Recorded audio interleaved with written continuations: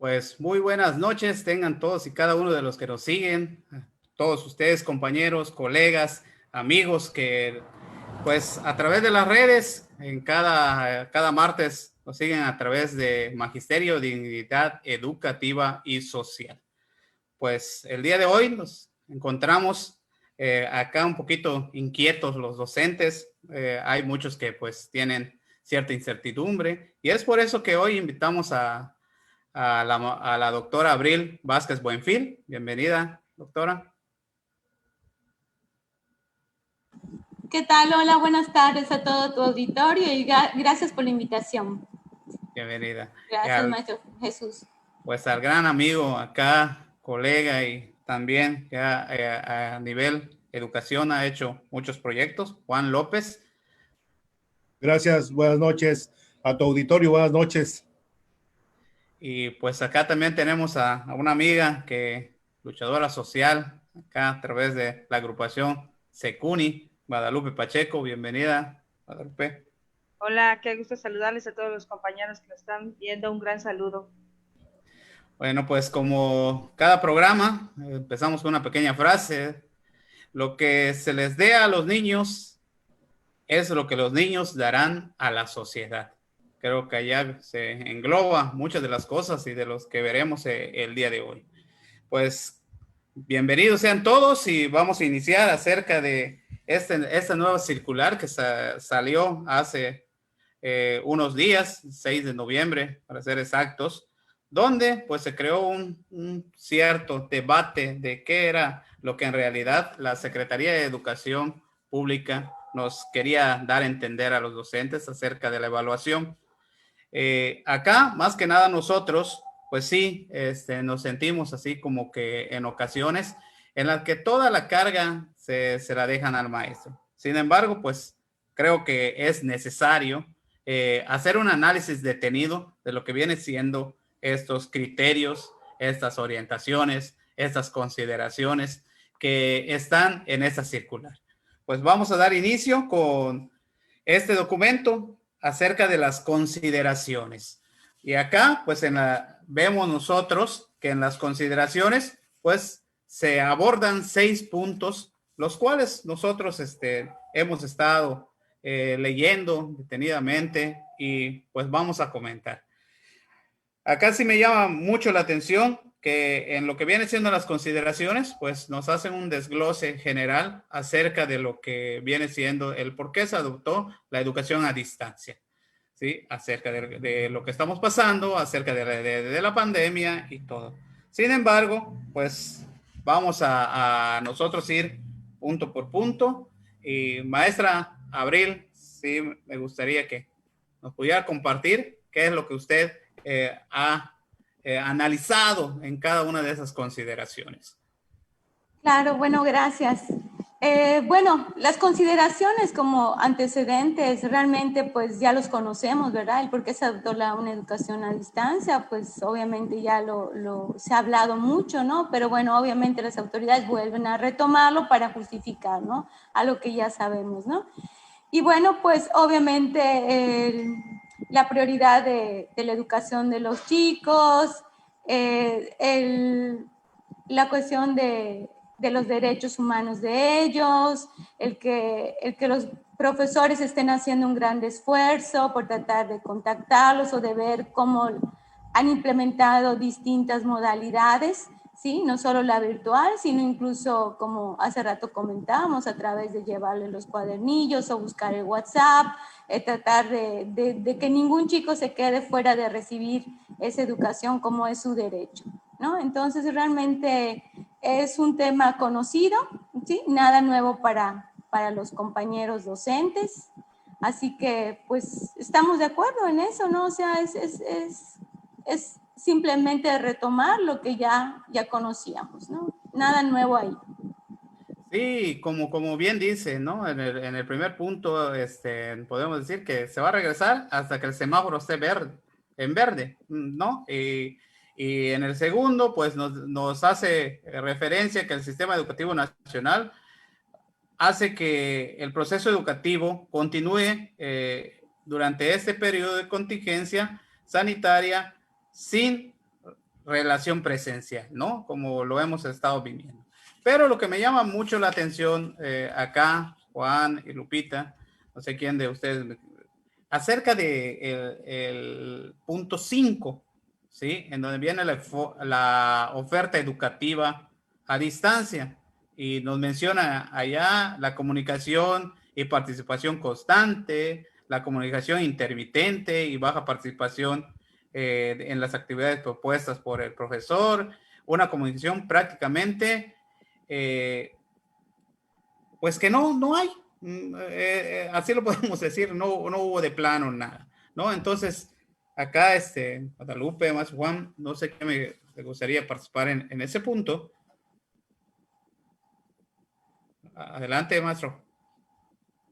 Creo que es necesario retomar los fundamentos de los acuerdos anteriores, el por qué esta circular que el Departamento Curricular saca, de Desarrollo Curricular saca para poder establecer tal vez acuerdos con los maestros y puedan valorar, porque no va a haber una evaluación en sí.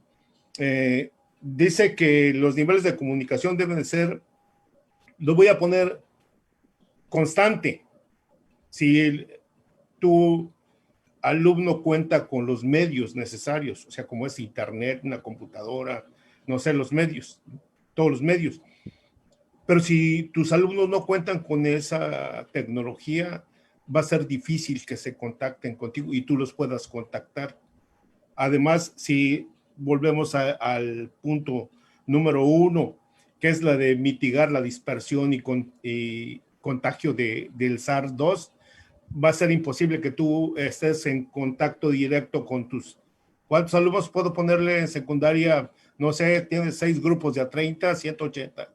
180 para preescolar, 30 alumnos, para primaria 35. Entonces, es muy difícil que haya este contacto constante en las comunidades, en los pueblos, en las haciendas. Hablábamos de lugares que no tienen y no cuentan con esa tecnología, además de un internet precario. Yo le decía, o sea, maestro, no puedo contactarme con usted, pues tiene 3 megas de internet, o sea, no puede funcionar su tecnología con esta situación. O sea, tal vez en tu casa tengan 30, 50 megas. Bueno, ya es una cuestión. Y si tienes 3 hijos y con las 3 megas no vas a poder tener comunicación con los maestros, ¿no? ¿Verdad? A eso también hay que tenerlo en cuenta porque es importante que esa comunicación fuese constante, pero no tenemos los medios. Aunque en el artículo 84 de la Ley General de Educación dice que tenemos que utilizar la tecnología, no se cuenta con estos elementos para poder tener ese contacto directo. Ok, pues en este caso voy a volver a mencionar los puntos: comunicación y participación sostenida, el seguimiento de la programación de Aprende en Casa 2 por algún medio, comunicación continua entre el titular del grupo y la asignatura. Miren, después la comunicación intermitente y la baja participación de las actividades, la comunicación prácticamente inexistente. El maestro Juan hizo referencia a algunas situaciones de las comunidades lejanas en las que la tecnología es de difícil acceso. Sin embargo, también aquí en la ciudad ocurre lo mismo, y en situaciones precarias en la economía también hay chicos que se ven muy afectados. Sin embargo, yo siento que en esta situación va a entrar mucho lo que es el criterio y la experiencia del maestro. ¿Por qué razón? Sabemos que hay alumnos que realmente carecen de esos medios. Nosotros los conocemos. Estamos conscientes de la situación. ¿Saben por qué estamos conscientes de la situación? Porque al menos en mi caso, esas personas que son las que menos tienen y que tienen esa problemática, son las que de alguna u otra manera se comunican conmigo para decirme: maestra, tengo este problema. Y también hay otros alumnos que, a pesar de que tengan todos los medios disponibles a su alcance, no leyendo todos los mensajes de WhatsApp, porque tienen las 2 palomitas de visto, escuchando todos los audios que mandamos, tampoco tienen una reacción positiva al proceso de aprendizaje, ¿sí? Y también hay aquellos que de manera, son muy pocos aquellos que están en la situación de comunicación prácticamente inexistente. Están, tecnológicamente están, porque vuelvo a repetir, está la prueba de que reciben los mensajes. Entonces ya entra mucho el criterio del maestro. Por supuesto, también existen aquellos que, yo me voy a basar en estos 2 criterios, aquellos que se comunican constantemente, que son los que se esfuerzan, y aquellos que se comunican de manera intermitente. Quizá me voy a adelantar un poco, pero en aquellos que tienen la comunicación prácticamente inexistente, esos en este momento de evaluación no van a tener una calificación numérica. Van a tener un guioncito ahí que se va a poner porque carecemos de la información, entre comillas, porque sabemos los maestros y estamos muy conscientes que aquellos que tienen esa comunicación casi inexistente la tienen, pero nada más de nombre, porque sí reciben las actividades, ¿sí? Y vuelvo a repetir, en el caso de las escuelas donde estoy trabajando, tengo uno que me llama mucho la atención, son 2 hermanitos. No sé cómo lo hacían, no tenían internet en casa, no tenían computadora. Pero siempre a la hora de la videollamada, se van al internet, pagan su hora de internet, los 2 en una sola computadora, y están tomando la clase. Y son de escasos recursos. Hay otra señorita que también, lo dijo la mamá en una reunión, ella se hace cargo de ver que su hermanita de preescolar y su hermanita de primaria vean las clases, porque maestra, yo no sé leer ni escribir. Pero esta chica, si me debe 1 o 2 tareas, estoy exagerando. ¿Sí? Entonces, sí existen muy bien estratificados ese tipo de actitudes, ese tipo de consideraciones. Y los maestros estamos muy conscientes de eso. Y vamos a poder manejar el criterio. Mucho se habla de la empatía. Y hay que ser empáticos también con quienes lo merecen. Y estamos muy conscientes de eso. Gracias, Jesús. Bueno, pues acá yo creo que ese es uno de los puntos, ¿no? Y luego nos dan acerca, como uno de los segundos criterios, ¿no? Acerca de las orientaciones para nosotros. Pero como dicen acá, igual nos lo dividen en 6 puntos fundamentales que podríamos llamarle, ¿no? Y acá el maestro Juan nos mencionaba, no a rato antes de entrar a la entrevista, donde nos mencionan dar prioridad a la función formativa de la evaluación, ¿no? Pero ¿cómo nosotros le damos prioridad a esa formación formativa, ¿no? A esa evaluación formativa? ¿De qué manera lo podemos hacer si mi alumno no existe una comunicación con él? No lo he visto, no ha tenido contacto conmigo. Entonces, como que hay una contradicción o yo lo estoy entendiendo mal, ¿no? No sé, maestro Juan. Antes que prosigamos, me gustaría también hablar sobre el proceso de evaluación formativa.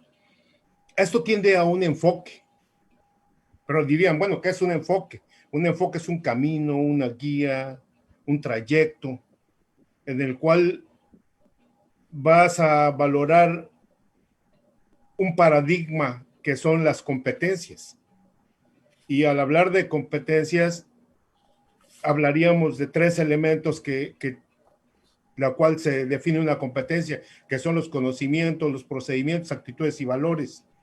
Ahorita que hablaba la maestra Guadalupe y decía, es que los alumnos pueden tener o no tener esa comunicación con su docente. Entonces, ¿qué está pasando? Bueno, no es exclusivo del Estado o de México. A nivel mundial hemos perdido esa motivación intrínseca que nos hace luchar por lo que queremos, esa necesidad de formarnos, ¿sí? Y al mismo tiempo, los docentes hemos perdido esa motivación extrínseca, no le hemos influido en el alumno ese motivo por el cual conectarse o hacer la tarea. Entonces, pero es este proceso que se lleva a cabo. Cuando tienes este conocimiento como docente, vas a saber que hay un propósito por el cual estás evaluando. El para qué. ¿Para qué enseño lengua? ¿Para qué leer? ¿Para qué tener una comprensión lectora? Bueno, la comprensión lectora es para que yo entienda esta circular que mandó el departamento curricular, ¿verdad? Desarrollo curricular. Entonces, ese es el proceso que yo debo seguir, tener un propósito. Y este propósito me va a llevar a hacer un diagnóstico, primero, a tener un diagnóstico de mis alumnos, que voy a llegar al punto donde tú pensabas en las consideraciones pedagógicas.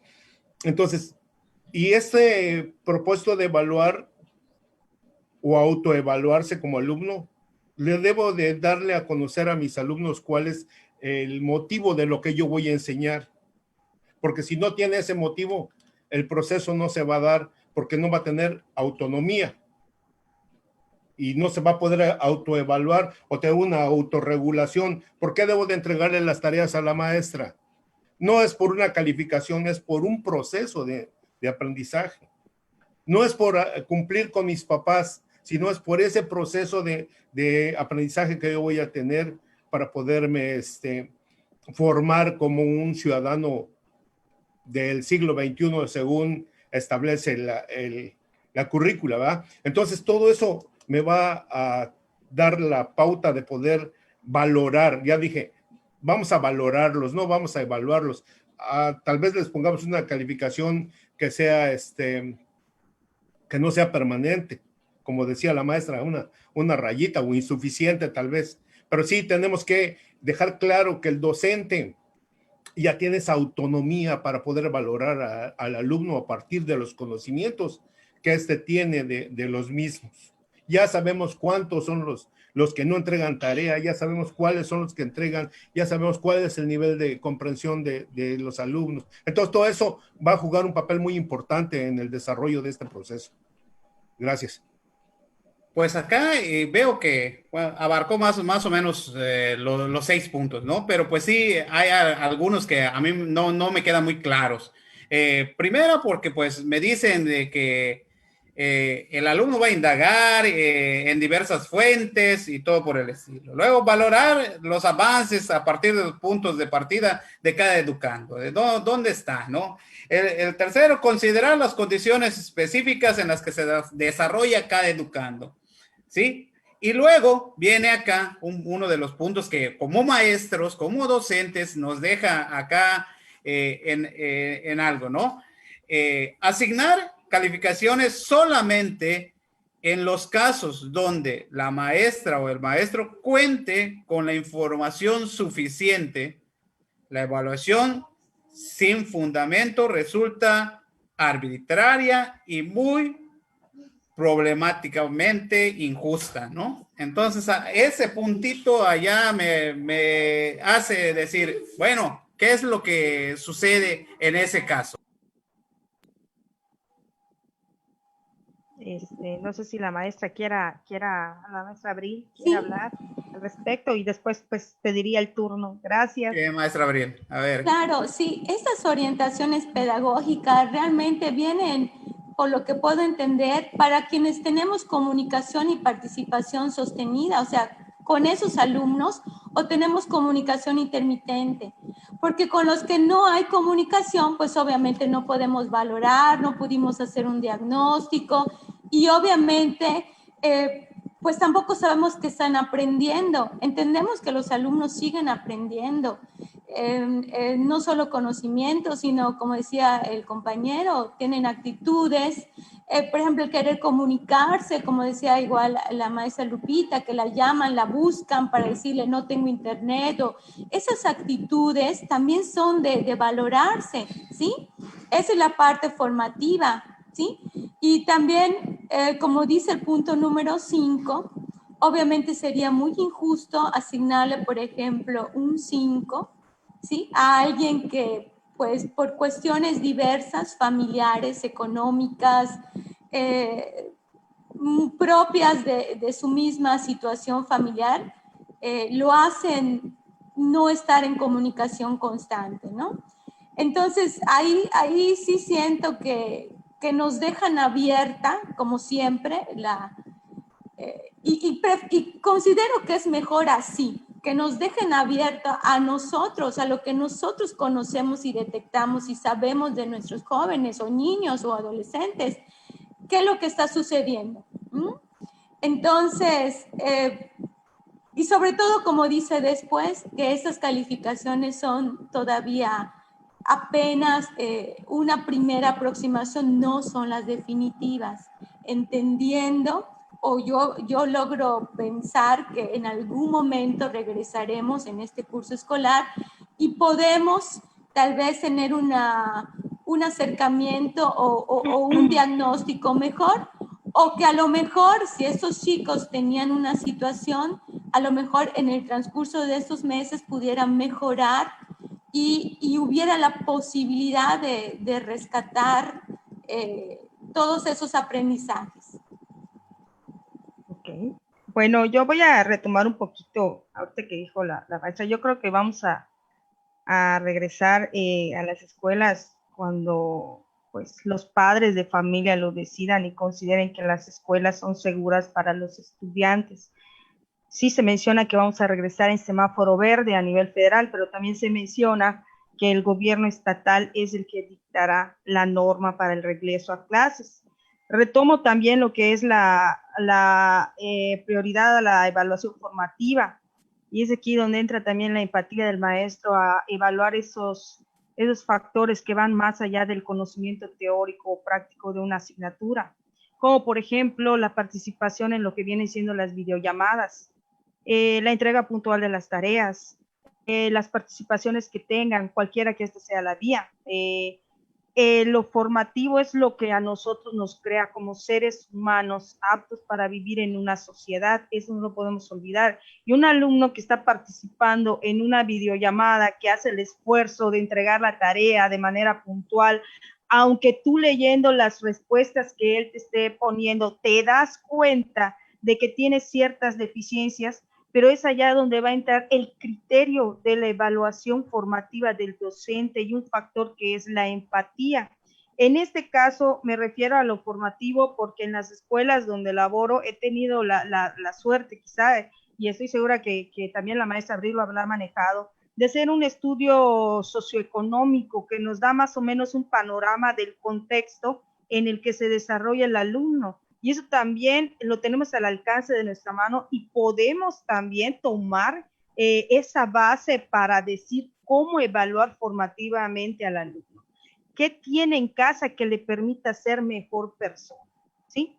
Ahora, en el sentido de lo que estaban comentando acerca de las condiciones de indagar diversas fuentes, a esto también me refiero con ese tipo de formularios que aplicamos, y también la autoevaluación que nosotros como docentes vayamos a aplicar a los alumnos. ¿Cómo te has sentido durante este curso escolar? Precisamente hoy una compañera lo platicaba en una reunión que tuvimos con el directivo, de decir, preguntarle a los padres de familia cómo han estado. Eso nos va a dar un panorama. ¿Has contado con las herramientas? ¿Has entendido los temas?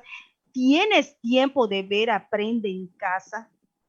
Entonces, de esta manera es lo que vamos a obtener esa información para saber el aprendizaje y aplicar esas estrategias complementarias. Retomo lo que dice la maestra Abril. El sentido en que estas orientaciones, lo positivo, si lo queremos ver así, de este documento que salió, es que tenemos la oportunidad de que aquellos que no han trabajado en lo absoluto, entre lo que investigamos e indagamos, ¿qué fue lo que pasó? Vas a tener una rayita. Ya después, en consejo técnico, y seguramente, como me platicaba mi director, van a salir un nuevo documento, unos nuevos criterios. Vamos a ver qué se va a aplicar en un futuro para tratar de regularizar al alumno. Ahora, si ni siquiera con esto el alumno intenta de regularizarse, pues eso nos está dejando más que claro y tácito que ese alumno no quiere trabajar.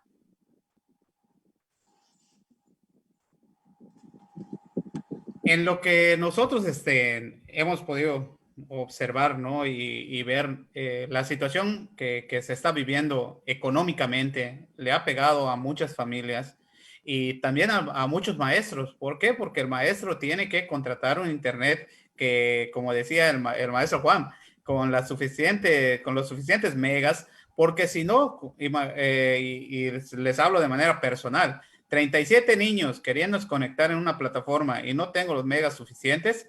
¿Qué dijo maestro? Es que se atoró, no le escuchamos y repita una y otra vez y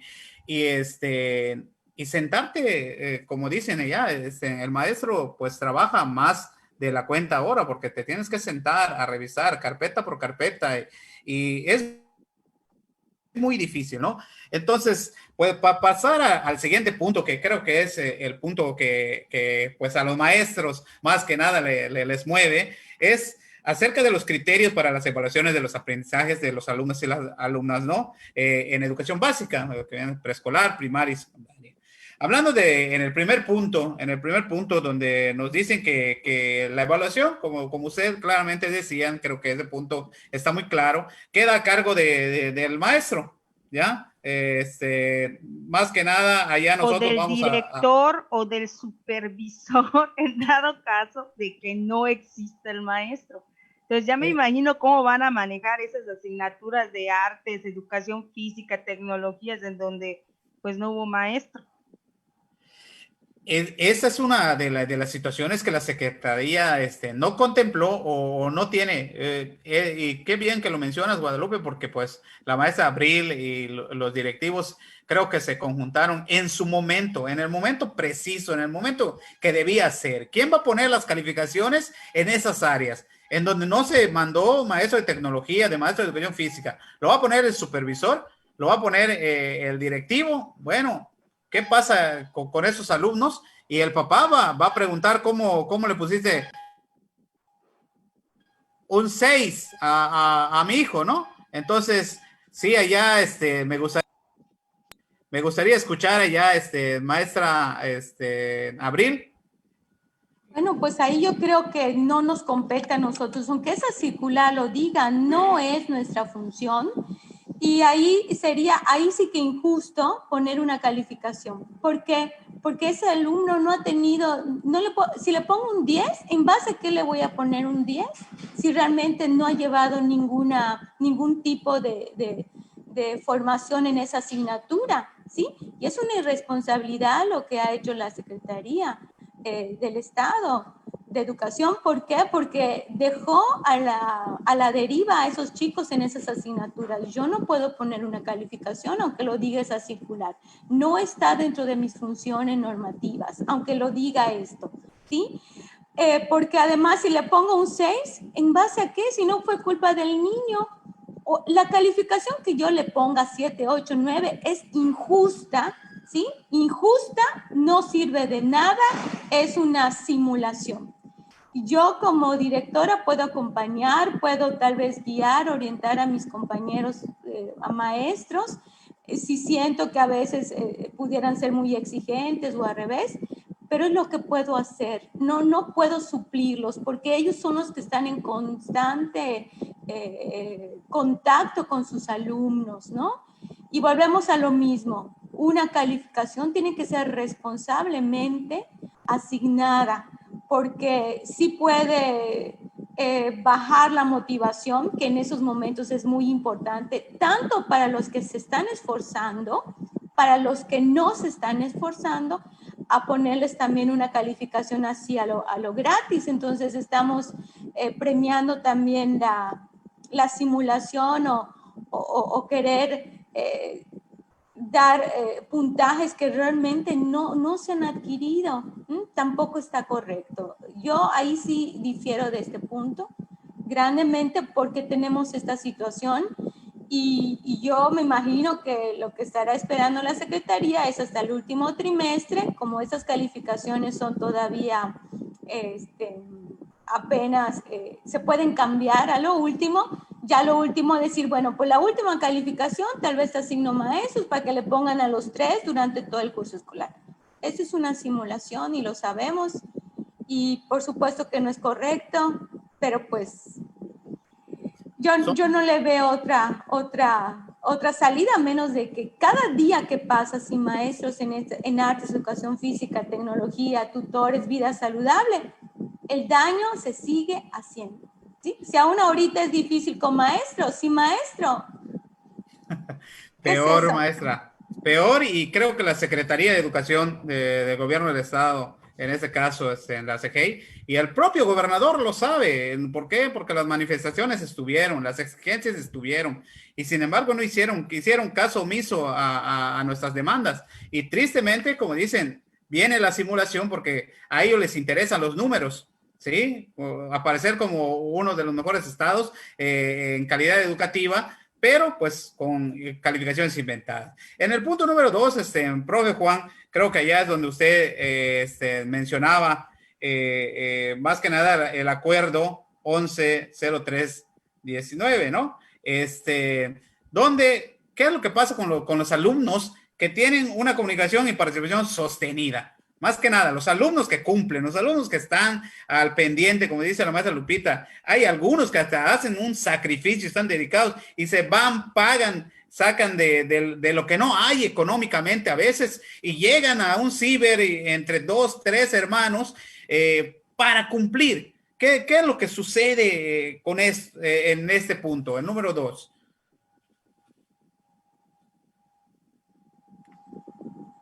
Sí. Yo creo que en este punto voy a sacar una frase que cuando en estos momentos de crisis es cuando te tienes que quitar la corona y ponerte la armadura para luchar contra todo lo que viene. O sea, no es nada nuevo que la SEP le guste simular. Todo el boom político es lo que ellos andan buscando, sean autoridades medias o mandos pedagógicos, buscan simular.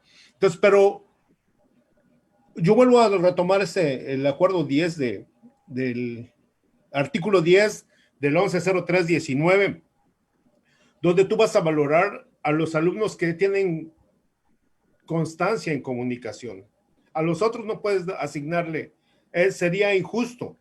¿Por qué? Porque volvería a retomar los puntos 3, 4 y 5, donde dice que tengo que retomar a los alumnos de inclusión, a los que tienen problemas con síndromes, que son muchos, lento aprendizaje, en fin, todo eso. Pero sí, retomando nuevamente, pues lo único que haría sería promover a los alumnos de preescolar en su totalidad, alumnos de primero y segundo grado que pasan directamente con calificación, ¿sí? Y porque no se pueden reprobar, eso dice el acuerdo, y calificar de 6 a 10. Y yo le decía a mi esposa, que también estaba valorando, digo, bueno, aquí es donde tú vas a valorar tal vez arbitrariamente cuando los alumnos que han tenido constancia de 8 a 10, los que han tenido una constancia media 7, 8, y los que casi no han participado, pues 6. Es necesario que los padres también autoevalúen en un mecanismo de cálculo mental en matemáticas para primaria.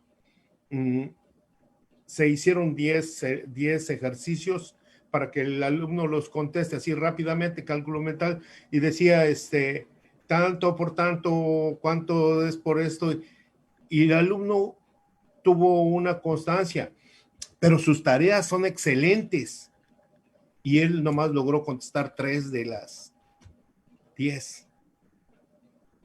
Entonces, y la mamá dice, ay, pues no puedo creerlo, maestra, porque las tareas tienen 10 en todas las tareas. Digo, ¿cómo no puedes creerlo si tú le haces la tarea a tus hijos también? O sea, como papás, tratas de que tus hijos vayan bien, pero tú haces la tarea. Entonces, no hay un logro allá.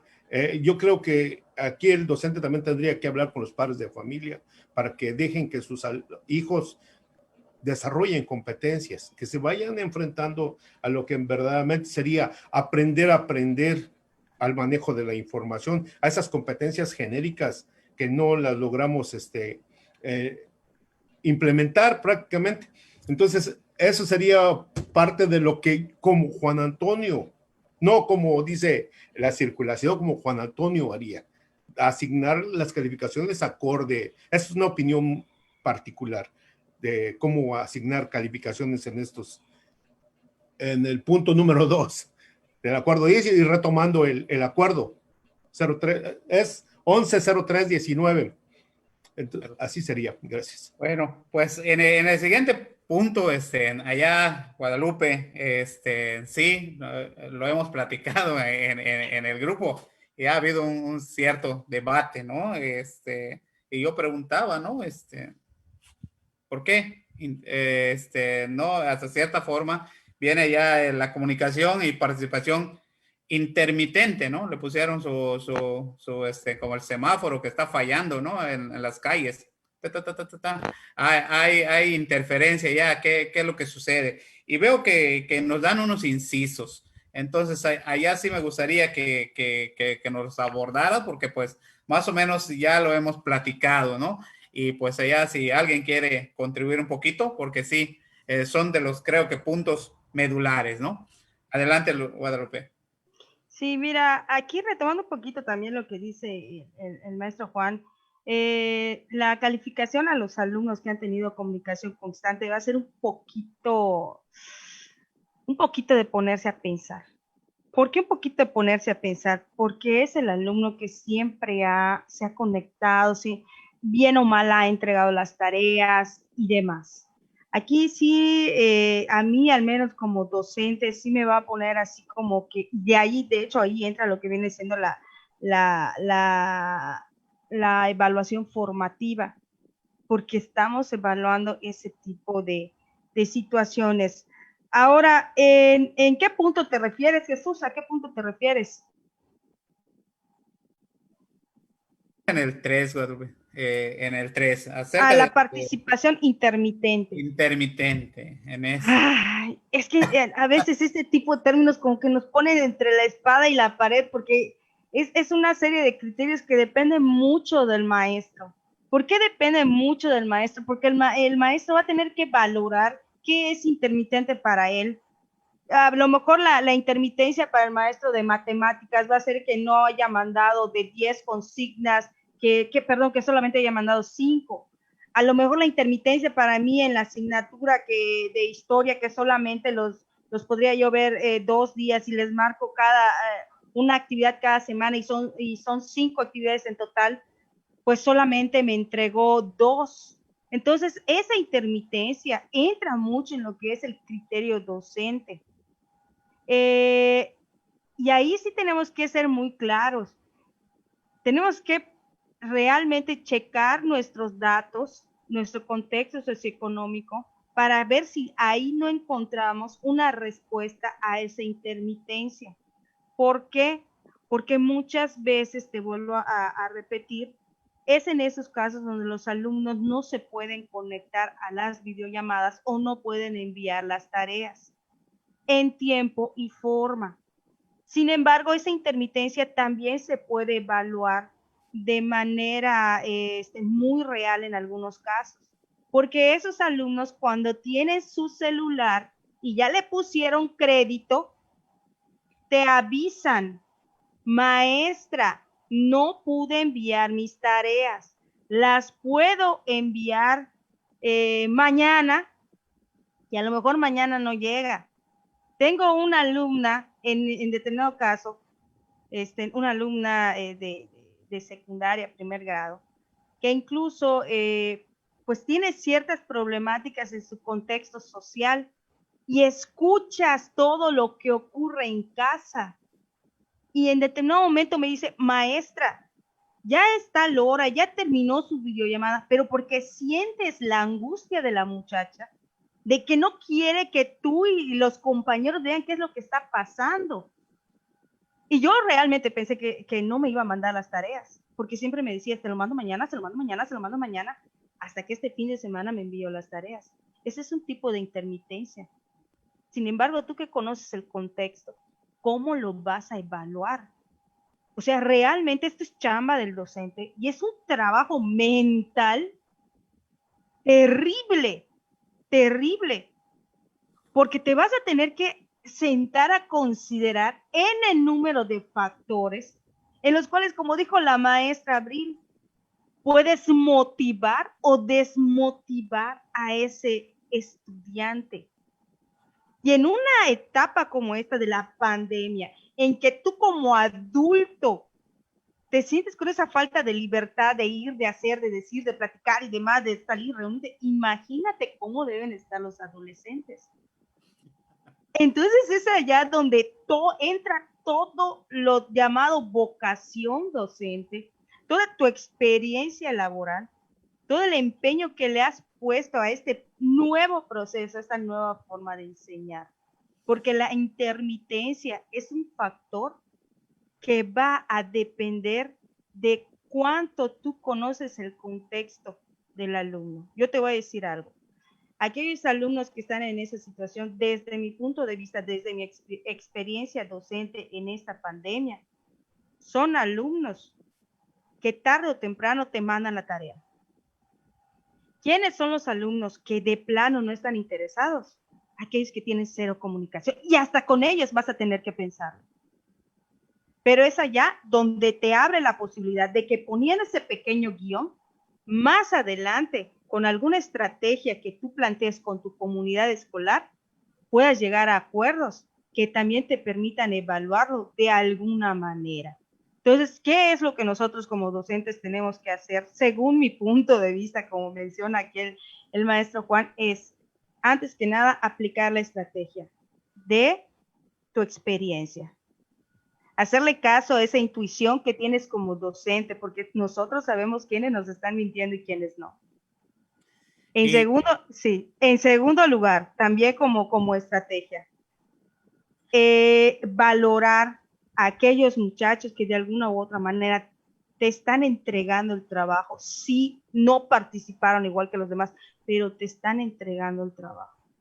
Entonces, ahí, y sobre todo, la tolerancia y la paciencia con nosotros mismos y con los demás. Eso es acá, nada más para dejar claro esos puntos, ¿no? En el número 2, nos dicen que con los que tenemos participación constante, yo le voy a asignar una calificación. Eso es claro. ¿Por qué? Porque lo puedo evaluar con todo lo que me han entregado. ¿Pero qué calificación le vas a poner? ¿Sí? Ahí es donde viene también el juicio. Porque si hay un alumno que te entregó todas las tareas, pero no te las entregó bien, correctamente, se conectó a todas las videollamadas, estuvo pendiente de los mensajes, tú matemáticamente sabes que es un alumno de 7, pero le vas a poner 7. Acá es donde entra prácticamente lo que los compañeros preguntan, ¿no? Y decíamos, ¿no? Como tú dices, viene la evaluación formativa, la evaluación diagnóstica, la evaluación donde nosotros aplicamos los conocimientos, cómo me entregó el trabajo. Aunque te digo una cosa, en primaria sabemos que el papá, o en preescolar el papá se esmera. Así como he sacado 2 que 3 memes y mil disculpas a mis colegas, pero en verdad no soy de sacar memes, y ya lo vieron que en las páginas, pues Duli no ha sacado tantos memes, ¿no? Allá sí nos hemos cuidado mucho, pero cuando lo he sacado, le juro que me da ganas de borrarlo por ver que 2 compañeros, 3 compañeros se quejan y dicen, ¿por qué estás desinformando? Y allá va en especial la dedicatoria, ¿no? Pero en las otras páginas las comparten como si fuera chiste, y cuando tú lo haces una vez, pues a ti te ven mal. Entonces, cuando decía el papá, me esforcé, no sé si lo llegaron a ver, y está llorando, donde me mandó con un psicólogo y todo, y no sabe la maestra que yo hice la tarea, ¿no? No sabe la maestra, sí lo sabe, la maestra sí lo sabe. Pero pues ahí si el papá se quiere engañar, ¿a quién engañamos? ¿Para quién es el daño? ¿sí? Hay Como que decía ser el maestro Juan, consciente. ¿no? Es cuando viene acá lo que tiene que valorar el padre, ¿no? Como padre, que realmente cómo está el niño, cómo me está entregando esas tareas. Entonces, allá, pues nos dicen, todavía te entregó y lo tienes que evaluar bien, ¿sí? Porque él estuvo constantemente contigo. Allá yo siento que como que dices, todavía me esforcé y todavía sí me quieres evaluar con todo el rigor de la ley. En la primera, ¿no? Y tienes de dónde buscar para asignarle una calificación. En la otra, que es una participación intermitente, para dejarlo claro, es un guión. Estamos de acuerdo, es un guión y en el espacio de observaciones, en el caso de preescolar, vas a poner qué le faltó, como siempre han hecho las educadoras, Eso es poner todo. qué le faltó para alcanzar el aprendizaje. En el caso de primarias, pues simplemente voy a poner allá que no tengo la información suficiente, igual en el caso secundarias. Estamos bien en esos puntos para que los compañeros dejárselos muy en claro. Estamos bien en Así esos es. puntos, estamos bien, pero es que allá también entra el criterio del docente. Una cosa es lo que diga el papel y otra cosa es lo que tú vas a llevar a la realidad. Eso lo Es sabemos. donde viene la empatía, ¿no? Claro. Pudiéramos llamarle, ¿no? La empatía y donde el maestro va a decir, bueno, ya me explicó su situación, pero hay otros que también, que ahí vamos a pasar en el siguiente punto para ya darlo, ¿no? Vamos a dejar. En el punto número 3, ¿no? Acerca de la comunicación prácticamente inexistente. Así hasta le ponen palabras así como que duele decirlas, ¿no? Pero pues es la realidad. No hay prácticamente una comunicación inexistente. ¿Qué es lo que va a suceder, sí? Sin información, ¿sí? Pero tu maestro, yo se lo voy a poner, ok, otro guión, ¿estamos de acuerdo? Se va a quedar en blanco. La comunicación, ¿sí? No va a haber nada, ¿no? En ese caso, ¿qué sucede, maestro Juan? ¿Qué en ese punto? En el punto 3 para englobarlos ahora uno por uno, ¿no? Sucede, ¿verdad? ¿Qué sucede? Bueno, va a estar terrible. ¿Por qué? Porque no vas a poder asignarle una calificación a nada. Y déjame decirle a tu auditorio y a los maestros panelistas, maestras panelistas, que hay zonas que están exigiendo que se les aplique un examen escrito a los alumnos. Y eso lo veo totalmente arbitrario. ¿Por qué? Porque no puedes aplicar un examen escrito a los alumnos en este momento. ¿Por qué lo harían los papás? Porque, bueno, hay muchos factores que determinarían eso. Luego, lo veo muy difícil que tú puedas valorar con los que no tienes comunicación. ¿Por qué? Con los que tienes comunicación estableces unos criterios, pongamos tantos números de trabajos, participaciones en clase, conexiones, no sé, el mismo aprendizaje de los cuestionamientos que nosotros realizamos cuando tenemos esa apertura. Pero cuando un alumno no está presente, hay una comunicación inexistente por cualquier factor que sea, porque no quiso, porque no tiene internet, porque no tiene la motivación, va a estar difícil asignarle una calificación y por eso quedaría una calificación para poderla reforzar en el fin de... La SEP cree que vamos a regresar en este enero y yo lo veo difícil. Hay rebrotes en toda la República. Enero imposible, imposible. Imposible regresar. Entonces, creo que vamos a terminar el ciclo en línea, pero sí tenemos como docentes, tenemos que establecer criterios.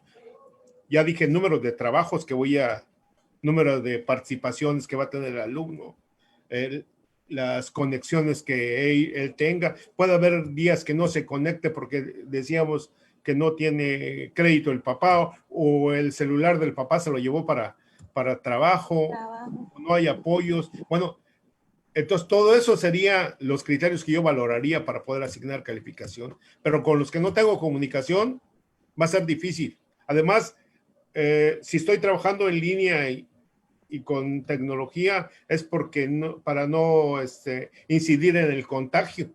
no puedo llegar a la casa de los alumnos a entregarles el trabajo. Hay muchos alumnos, bueno, que he escuchado que se enfermó la niña, es la única que no le dio el virus, pero toda la familia ya le dio, ya murió la abuelita, y se llevaron a la mamá al hospital y están con el papá nada más. En fin, todas esas problemáticas que no tenemos la posibilidad de solucionar porque somos maestros, no los magos, ¿verdad? Entonces sería muy difícil valorarlo, Jesús. Pero sí, retomando la empatía de la cual hablaba la maestra Guadalupe, tenemos que ser muy empáticos, respetuosos y tolerantes con todas las acciones que emprendan nuestros alumnos, desde un marco de Estado de Derecho, diría yo, en la evaluación, cómo yo valorar a mis alumnos a partir del conocimiento del contexto. Muchos docentes, bueno, tú sabes que he apoyado a directores y docentes a hacer sus proyectos. Entonces, ellos conocen cómo está la situación en el contexto donde se establece la escuela. Entonces, yo ya puedo decidir cómo va a ser el proyecto escolar que voy a terminar, porque eso también es una valoración a largo plazo. Tenemos 3 tipos de valoración: la unidad didáctica que estamos trabajando, el proyecto de asignatura y el proyecto escolar que tenemos. Entonces, todo eso va a incidir dentro de la plataforma donde está establecida mi escuela. Gracias. Así es, y como decimos acá, ¿no? Entonces, los que tienen intermitente, su guión medio, y los que tienen igual, no tuvimos para nada un contacto También guión. inexistente, también guión medio.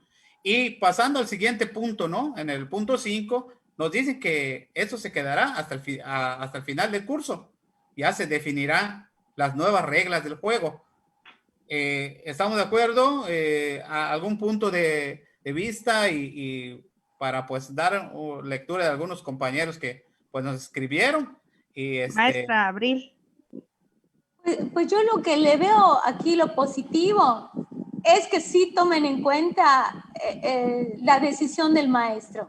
Ahora, esa decisión tiene que ser responsable, flexible, con empatía y con la expectativa de que ese chico al que le estamos poniendo ahorita un guión, a lo mejor a final del curso puede realmente lograr una calificación aprobatoria, ¿no? O sea, con la confianza, obviamente buscar las estrategias para acercarme o para comunicarme, que por el maestro o por la escuela no quede. Ya, si no se puede, bueno, pues como decía el maestro Juan, pues no somos magos, ¿sí?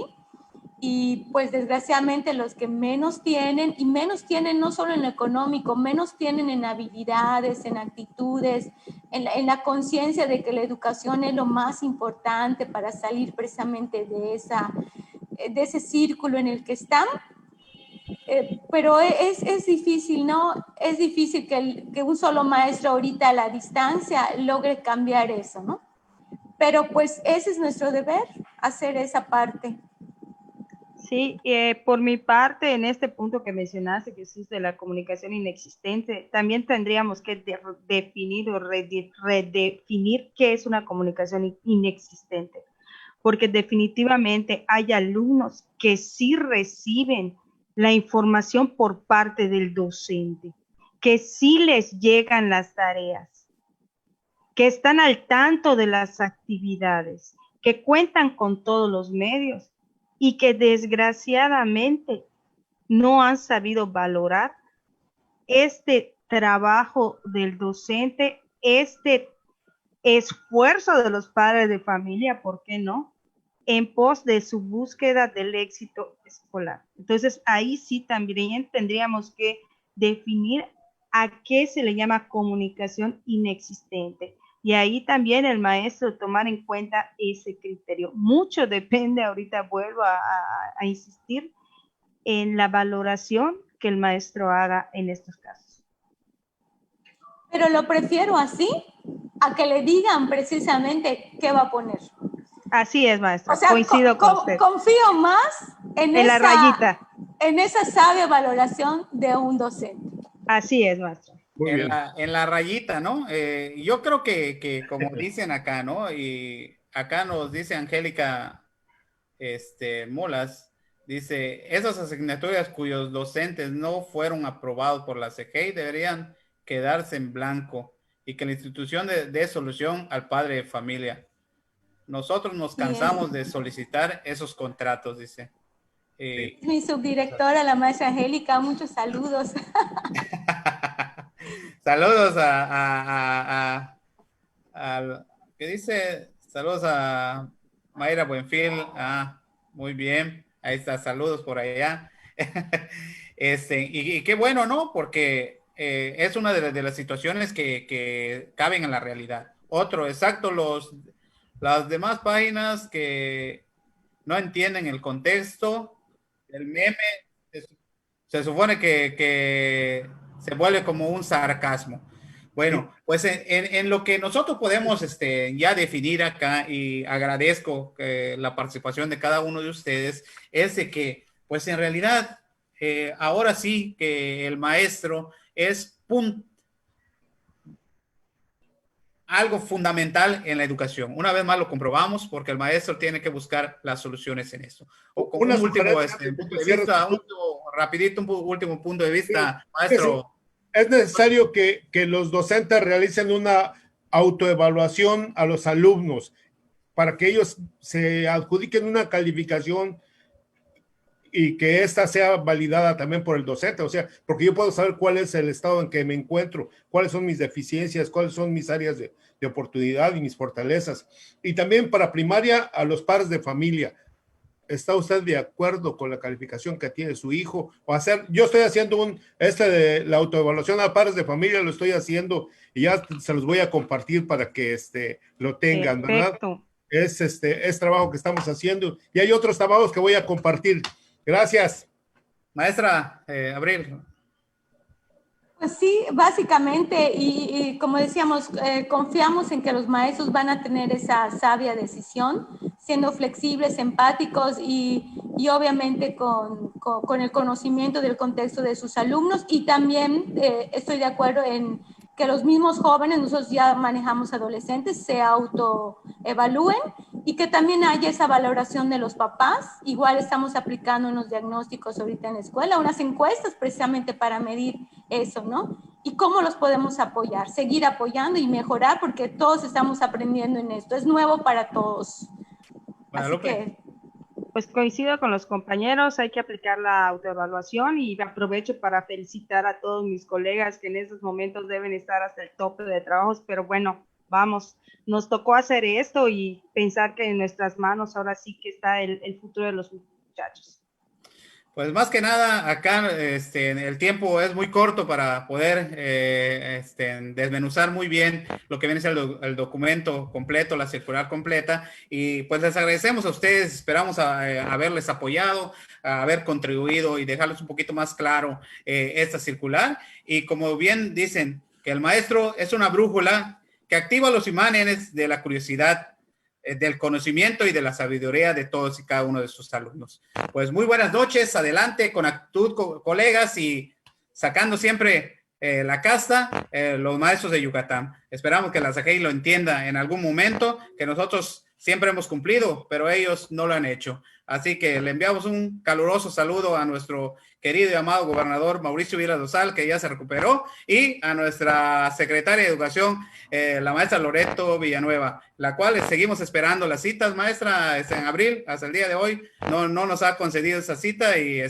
esperamos que en los próximos días podamos ya concretarla. Pues muchísimas gracias, muy buenas noches. Esto fue Magisterio, Dignidad Educativa y Social. Hasta la próxima. Muchísimas gracias.